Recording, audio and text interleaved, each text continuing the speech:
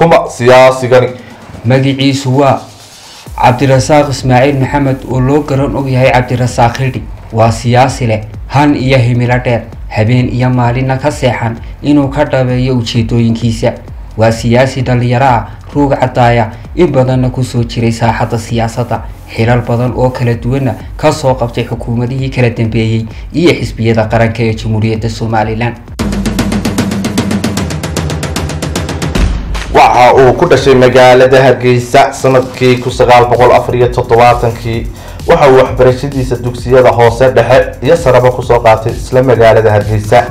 halka uu waxbarashadiisa heerka jaamacadeed ka qalin jabiyay maxalka shaqaalaha dawladda ee CSI-da isaga oo bartay cilmiga siyaasadda iyo xiriirka caalamiga ah shacabkii Hargeyso shan habeen cirkii كمري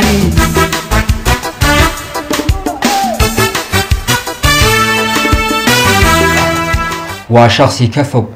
qabiilaysiga iyo qof jeclaysiga hankiisuna uu yahay horumarinta dalkiisa iyo danta ummadiisa waa shakhsi ku sifoobay dadaal hawlkarnimo samir hal adayg kuna dhiiran og mabadiidiisa iyo hankiisa hal abuurnimo ee dhinaca horumarka iyo la xajcelada dalkiisa khibradiisa iyo waaya aragnimadiisa shaqo iyo siyaasadeed ee Cabdirasaaq Khildhi waxa kamid ah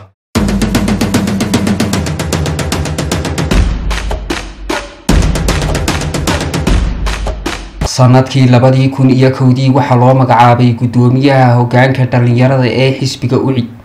halka sanadkii 2002 uu xubin ka noqday golaha dhexe ee xisbiga UCID 2005 ilaa 2009 muddo ku siman 5 sanadood waxa uu ka nastay dhinaca siyaasadda isagoo waqtigaas ahaa madaxa xiriirka dadweynaha iyo suuqgeynta ee shirkadda MSG intaasi kadib waxa uu mar kale ku soo noqday fagaarayaasha hirdanka iyo ololaha dhanka siyaasadda sanadii 2009 isagoo xilal kala duwan ka soo qabtay dawladdii madaxweyne Riyaale iyo xisbigii talada hayay ee udub waxaana uu noqday gudoomiyaha ololaha ee xisbiga waxa uu madaxweyne Riyaale u magacaabay sidoo kale agaasimaha xarunta aqoomaha ee magaalada Hargeysa 2011 markale waxa uu noqday gudoomiyaha gobolka Maroodijeex ee urur siyaasadeedkii Rays isagoo kamid ahaa ruug cadaayadii wali hoggaanka ururka sanadkii 2013 waxa loo magacaabay agaasimaha xiriirka dadweynaha ee madaxtooyada xilkaasi oo hayay muddo 4 sanadood ah muddo kadib sanadii 2017 waxa uu soo digay rogtay xisbiga mucaaradka ah wadani isagoo xisbiga wadani looga magacaabay gudoomiyihii ololaha ee gobolka Maroodijeex doorashadii kadib waxa uu sanadkii 2018 ka baxay xisbiga wadani anigoo Cabdirasaaq Ismaaciil Maxamed kuna magac dheer Khildhi ahaana gudoomiyihii ololaha gobolka Maroodijeex ee xisbiga wadani iyadoo xilkaas ahaa wax temporary oo waqti kooban leh laakiin waxaan maanta saxaafadda ugu yeedhay ama halkan u yimid inaan shaaciyo inaan macal xubinnimadii xisbigaasi iska casilay hamigiisa musharaxnimo ee golaha deegaanku ma aha mid ugub ah oo hadda bilaabmay waxaanu muddo dheer diiradda saaray sida oo kalena daraasadeynayay sidii uu horumarin lahaa caasimadda Hargeysa sidaas oo ay tahayna waxa uu qayb ka ahaa qorshihii ugu horeeyay ee lagu sameynayo arbibalaanka magaalada Hargeysa kaas oo markii ugu horeysay si wada jir ay u qabteen daneeyayaasha caasimadda Hargeysa iyo maamulka dawladda hoose ee Hargeysa waxaana hormuud ka ahayd hay'adda caalamiga ee UN Habitat waqtigii uu maayir duqa ka ahaa caasimadda Hargeysa qorshahaas oo lagu jaangoynayay muddo 5 sanadood ah oo lagu horumarinay magaalada Hargeysa kaas oo wax weyn ka tartay waxqabadkii uu fuliyay maayir Jiciir waqtigii uu maamulayay caasimadda Hargeysa waana musharaxa kaliya ee si mugle uga qayb qaatay qorshihii loogu magac daray toddobaadka Hargeysa ee sameynta qorshaha horumarinta caasimadda Hargeysa ee 20 sano ee soo socda dadaal badan kadib waxa loo aqoonsaday inuu yahay qualified city changer kaasoo lagu guddoonsiiyay shahaado heer caalami ah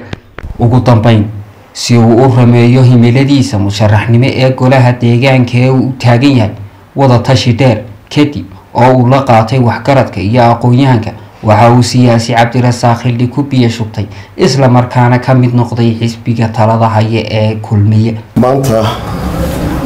waxaan halkan doonayaa inaan ku shaaciyo anigoo tixgelinaya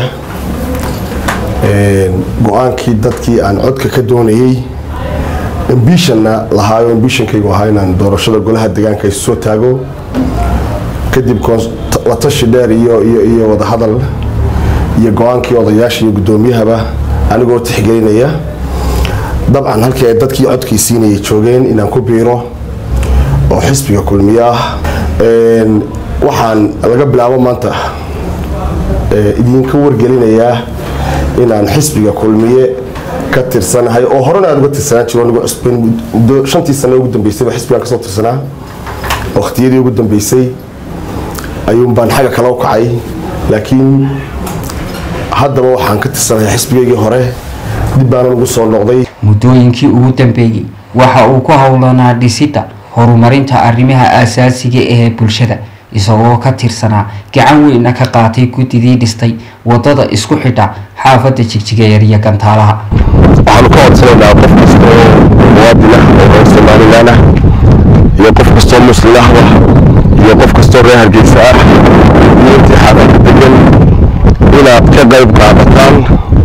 waynaga maalkii dhigno xooggiina la dhinac galle wixii dhigno ka kaca jidadka aan dhamaystirnay marka shaaca waa beri ku shaqagaxleeye dad ku shaqagaxleeyana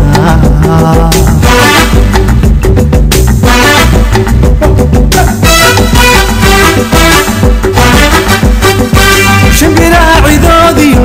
raashakadiisii shaamadeer ku dilaya. sidoo kale cabdirasaaq waa ahlaabuur dhinaca suugaanta ah fikradiisana waxa uu ku cabiraa mararka qaar isagoo suugaanta ku difaaca qadiyada dalka waxaana tusaale inooga filan maasadan oo goor aan sii fogeyn jawaab uga dhigay dowladda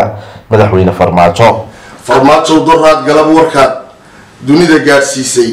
dabuubtaadu iigama duwana duuflihii tagaye waa dardaarankii ina siyaad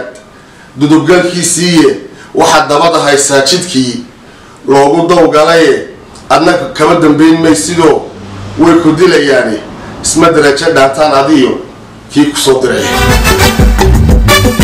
yaad sharafkooda leedahay Hargeysa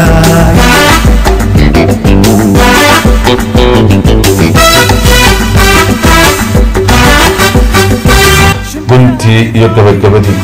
siyaasi cabdirasaaq xildhi maanta waa musharax u taagan doorashada golaha deegaanka ee caasimadda Hargeysa rabana inuu wax weyn ka qabto baylahda ka jirta arrimaha bulshada ee caasimadda waxaanu marti kaaga yahay muwaadin inaad ku taageerto codkaaga adigoo la jeclo ka qaba dalka iyo dadkaba. musharaxan shalmada xariiriyo shaal lagu hamsiiyayo shirlakeen madalo